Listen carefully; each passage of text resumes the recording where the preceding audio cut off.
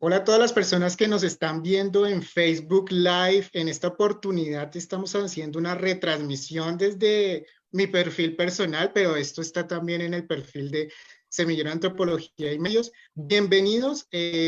Hoy es 9 de abril y vamos a darle a un tema que creo que la coyuntura en el momento lo amerita. Creo que es un tema bien importante que hay que tratar y que hay que compartir en público general, porque creo que es necesario tener estas conversaciones, en especial porque las ciencias sociales tienen mucho que decir desde los diferentes campos, desde la antropología, desde la psicología, desde la sociología. Es necesario tener que tratar estos temas.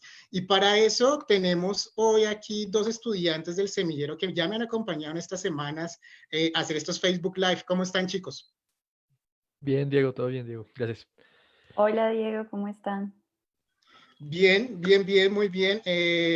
Esperemos que este Facebook Live mucha gente lo entienda. Creo que es un tema que muy relevante. Lo estuvimos hablando con Santiago y con Tatiana en cuanto a que es necesario muchas veces visibilizar esto y no solamente que se quede de pronto en el derecho, que a veces uno cree que eso queda en el derecho o en la jurisprudencia.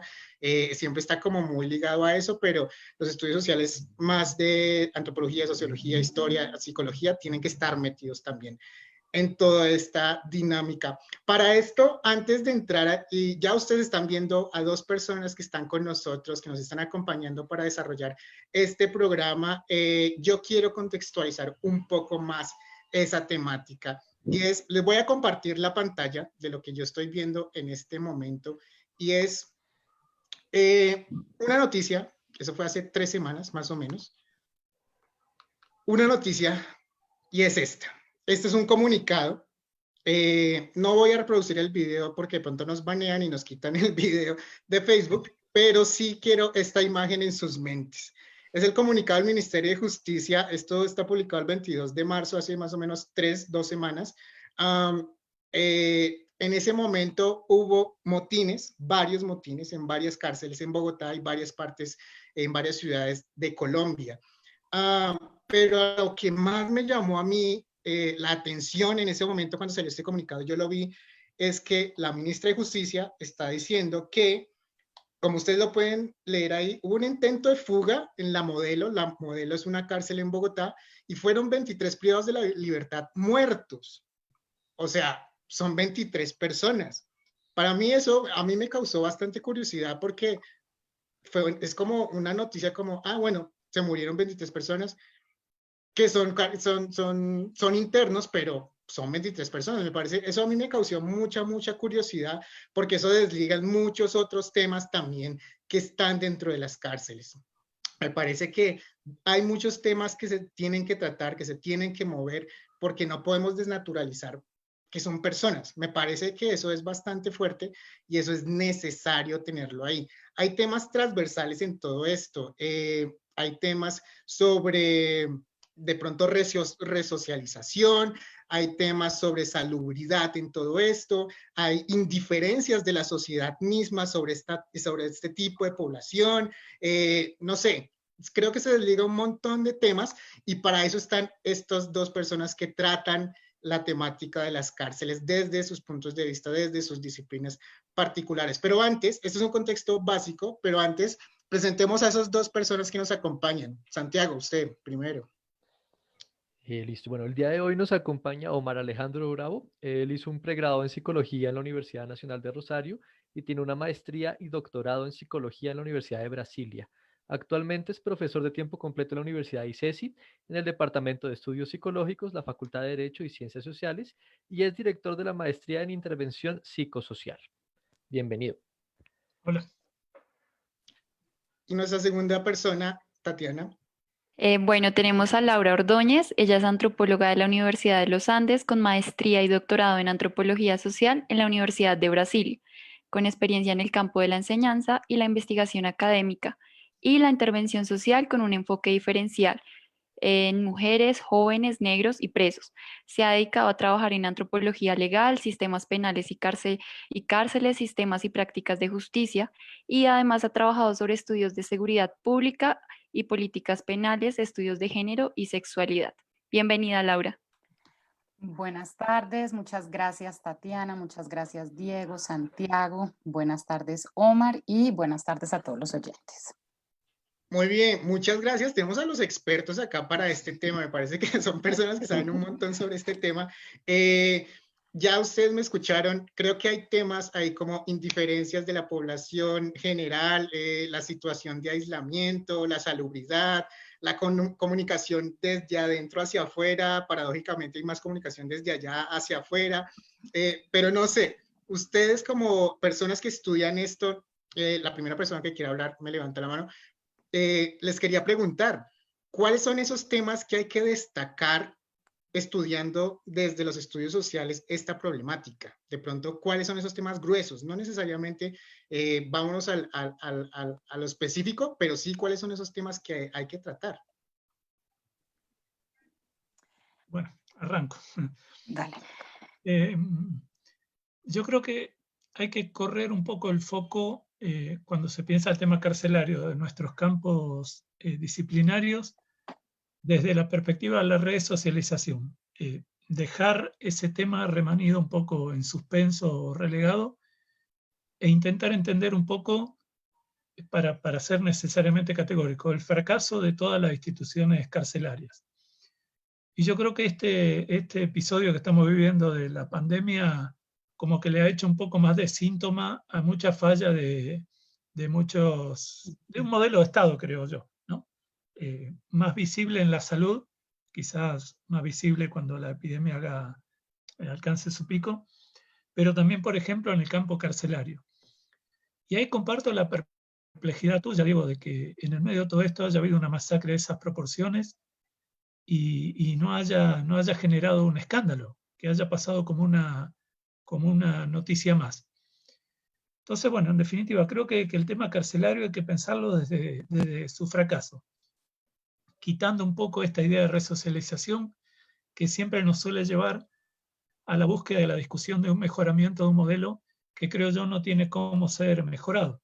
Creo que la discusión pertinente es cómo acabarlo y pensarse otras formas necesarias de establecer una relación entre el castigo y el respeto a la norma. Pero la cárcel evidentemente ha fracasado y esta situación, inclusive la indiferencia generada en torno a esta masacre reciente, hace síntoma también en relación a este fracaso que me parece a mí es evidente. Bueno, muy de acuerdo con Omar. La verdad, los teóricos de las cárceles, pues dicen, por ejemplo, Foucault, que la cárcel desde que nació necesita ser reformada, es decir, desde sus orígenes la cárcel es un fracaso.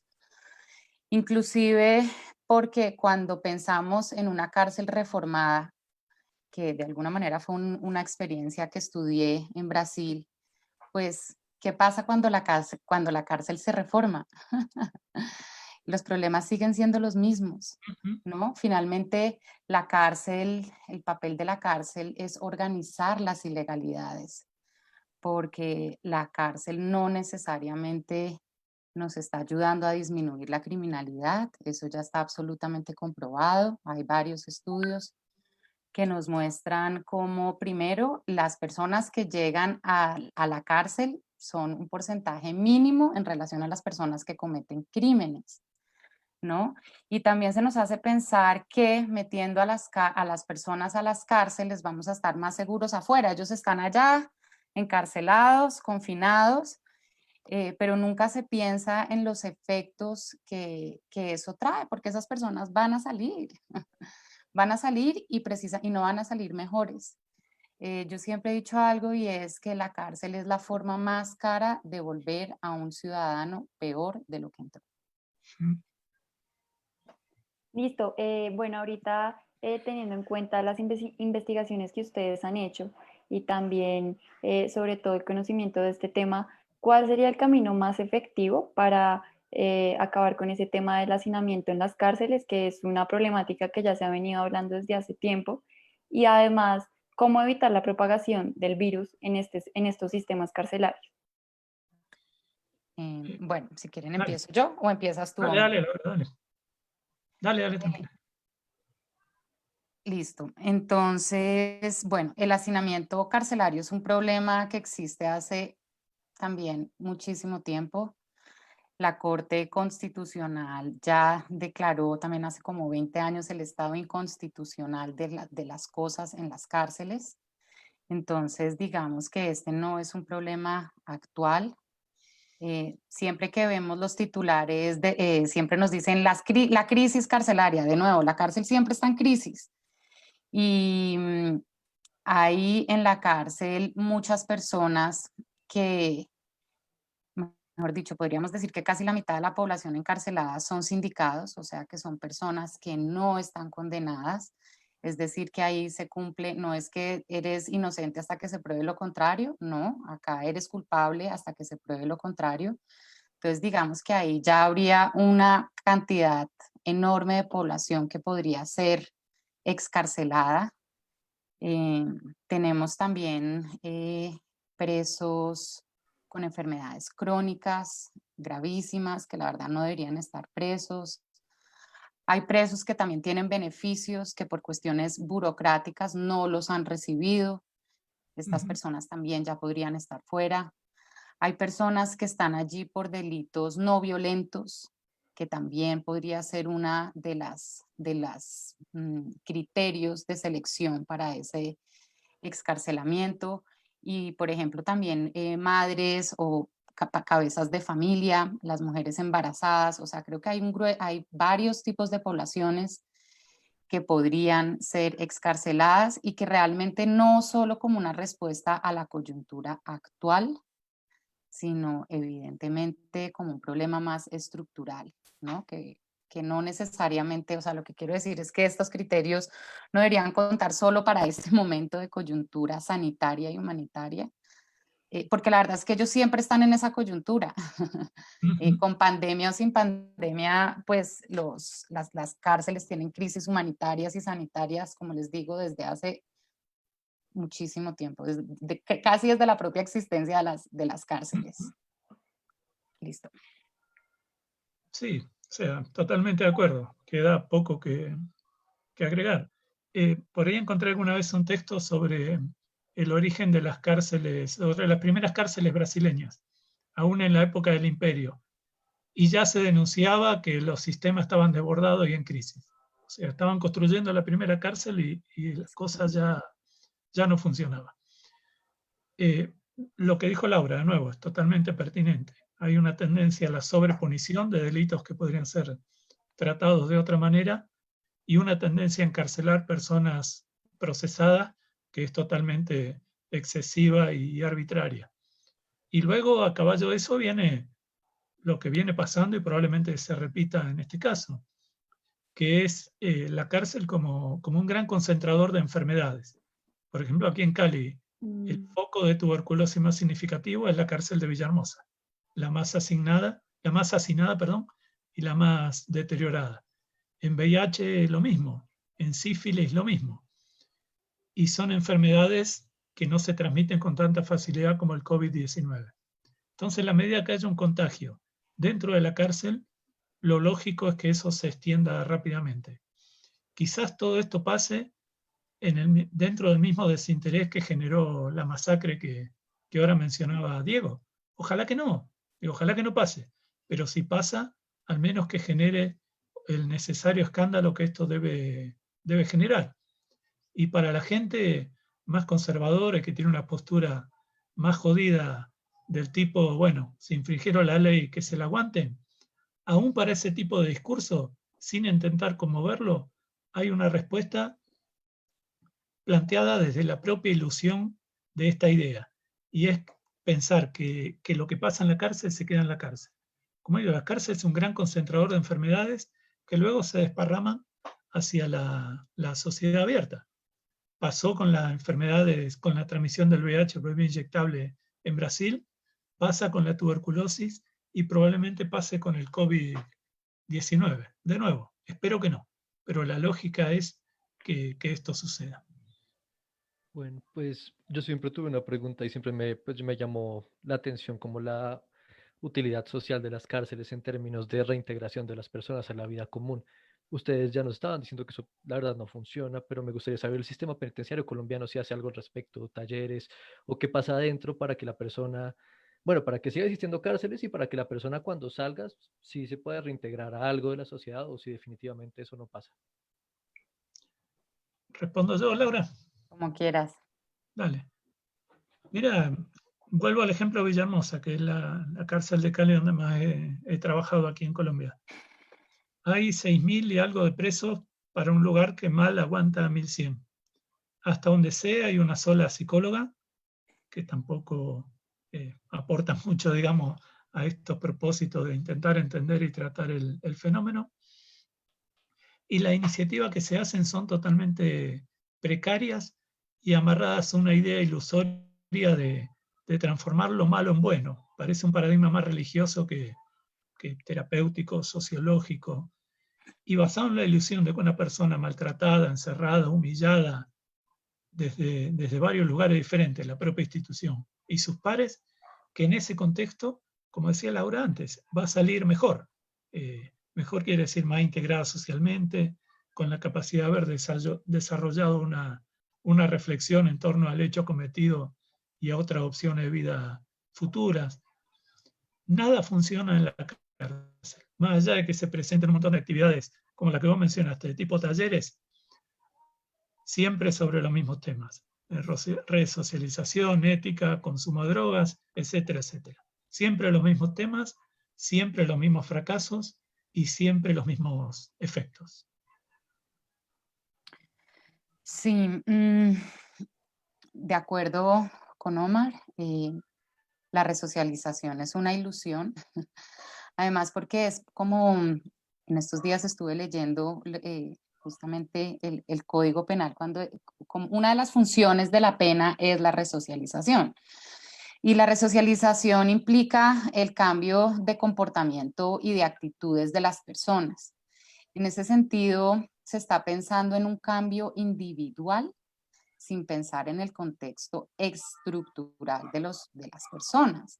Entonces, los presos, hablando con ellos dicen, bueno, aquí dentro nosotros nos hacemos un castillo de ilusiones y queremos salir y queremos cambiar nuestra vida, pero cuando salen, ¿qué pasa? No hay ningún acompañamiento institucional, los presos salen con una mano adelante, con otra atrás, tienen pasado judicial, lo que les cierra las pocas puertas que tenían abiertas antes de ingresar a las cárceles, ya están cerradas. Entonces digamos que hay pocas opciones para seguir andando en la legalidad, ¿no? A veces la salida implica seguir en la ilegalidad, porque son pocas las oportunidades que el Estado, que las empresas ofrecen, ¿no? Porque pues salen estigmatizados y también muchas veces inhabilitados, porque es que además las cárceles son pedagogías de la irresponsabilidad. En las cárceles no hay una pedagogía de la responsabilidad, de responsabilizarse por lo que se hizo, porque además las condiciones son tan indignas, tan precarias, que las personas salen, por el contrario, más, ¿cómo se dice? Revueltas, más bravas, más resentidas, con un resentimiento mayor al que entraron. Además, si en teoría la idea es que puedan estudiar o trabajar, pues dentro de las cárceles el estudio y el trabajo no es un derecho, son privilegios de muy pocas personas. Entonces, digamos que la resocialización es una ilusión, es un discurso pues que se cae en el vacío, que no existe, que es bonito, pero no dice mucho. Sí. Miren, quizás si hay una resocialización es en el sentido contrario al que la institución espera, porque uno entra con un margen de socialización en mayor o menor grado relacionado a un sistema de relaciones más o menos amplios, dependiendo de cada caso, familiar, amistoso, de varios tipos. Y la cárcel te resocializa en el sentido de que corta todo lo que dice Goffman, ¿no? De la mutilación del yo, que te corta y te limita todas estas relaciones sociales previas y justamente las limita a este espacio microsocial, obviamente no obligado en cuanto a la convivencia, y que te va llevando en el sentido que Laura decía, ¿no? Como dicen los presos, la cárcel se vuelve una universidad del crimen. Te resocializa en el sentido de que tu socialización se dirige en ese sentido. Claro, de la criminalidad, del resentimiento, bueno, reanudás todo, reanudás, ¿no? Con un trazo entre la E y la A. Todo tu sistema de vínculo social que queda limitado y direccionado hacia esa perspectiva que Laura mencionó. Entonces, si resocializa, lo hace de esta manera, ¿no? En el sentido contrario al que se propone. Bien, ya hablando de pronto desde sus disciplinas, desde sus labores ya académicas, de práctica, yo les quisiera preguntar también más sobre los estudios sociales. En el caso de la psicología en Omar, en el caso de la antropología con Laura. ¿Ustedes cómo ven de pronto los estudios sociales desde su punto de vista particular? ¿Cuál es la contribución que haría la psicología a la antropología estudiando los fenómenos carcelarios? ¿Quién empieza? Dale, Omar. Bueno, la psicología en general no tiene una muy buena tradición en este campo de la intervención y la reflexión sobre el tema carcelario, porque ha estado muy dependiente de la psicología, de la psiquiatría en general forense, que tiene su propósito innegable, su funcionalidad, pero que históricamente ha estado muy sujeta a servir a los deseos de la justicia y muy amarrada en la dirección de intentar entender el fenómeno criminal a partir de un perfil puramente personal, eventualmente psicopatológico. Quien leyó El hombre delincuente del Lombroso del año 1913 encontrará la máxima expresión de este imaginario, ¿no? Que intentaba encontrar en la forma física de las personas el origen de sus tendencias criminales. Entonces, que yo creo que es una deuda de la psicología en general. Sí pensada desde una perspectiva de salud mental, analizar con más elementos el fenómeno carcelario, de una lógica simple. De nuevo, más o menos lo que Goffman hizo desde otra mirada disciplinaria. Los efectos de la cárcel en términos de salud mental, que por otra parte no hay mucho a inventar, son muy próximos a los efectos del manicomio. Solo que, como hablábamos con Laura en otra ocasión, en otro evento, sobre los manicomios, desde la psicología, hemos construido en general una crítica necesaria y voluminosa, muy dura, y sobre las cárceles no hemos construido esta misma mirada tan crítica. Quedamos siempre amarrados a este discurso posibilista de, bueno, intentamos hacer cárceles más humanas, construyamos más cárceles donde ahora sí cada persona sea tratada decentemente. Y en este imaginario y en esta ilusión imposible, creo yo, nos hemos quedado amarrados a perspectivas o a enfoques muy reducidos y que suponen una deuda ética también para nuestra profesión.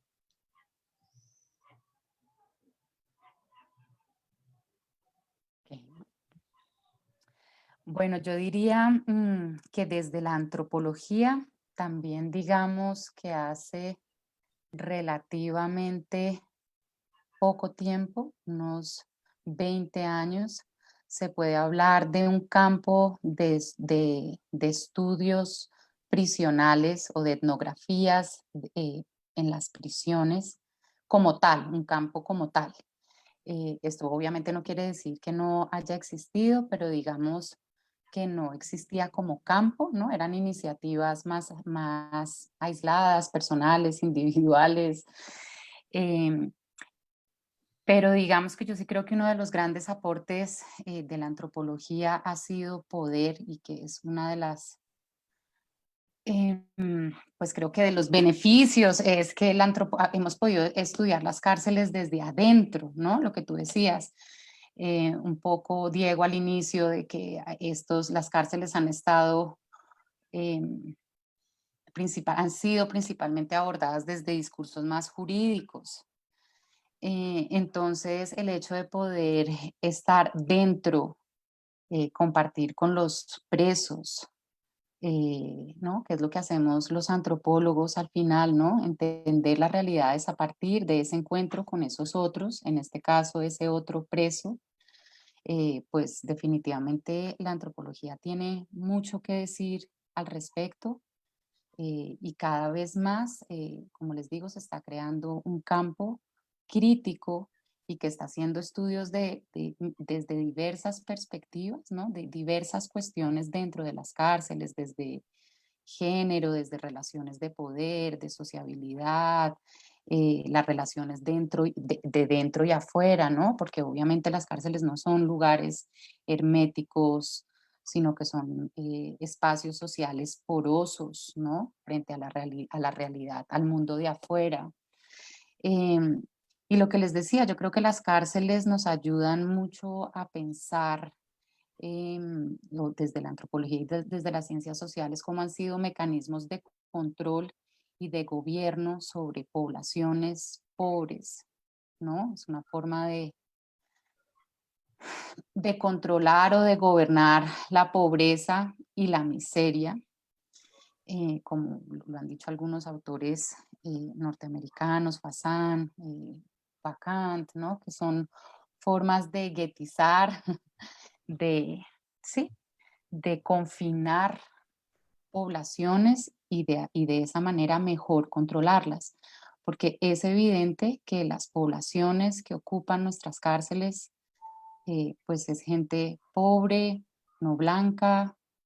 eh, entonces creo que la antropología tiene mucho que aportar frente a esta realidad y a esta problemática, que es enorme, porque es que además si miramos la problemática no son solo, primero las cárceles en este momento es la sanción privilegiada, ¿no? La forma de castigo privilegiada, digamos que en Occidente hay un montón de personas presas, pero digamos que además de las personas que están presas, las familias de estas personas, pónganle 2 o 3 personas mínimo por cada persona privada de la libertad, que hacen parte de este círculo y de esta gran problemática, porque es una problemática social.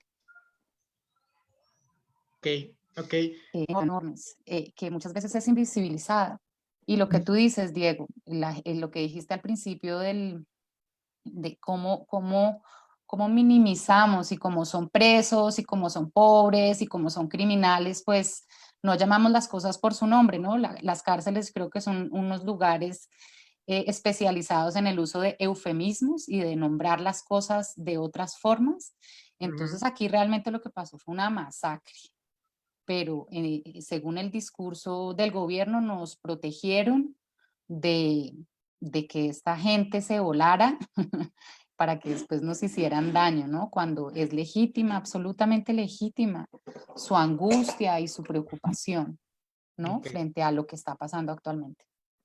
Ok, Laura, Omar, nos quedamos sin tiempo. Creo que hay como 2, 3 preguntas más que quisiéramos desarrollar. No sé si ustedes tienen tiempo para hacer unos 10 minuticos más.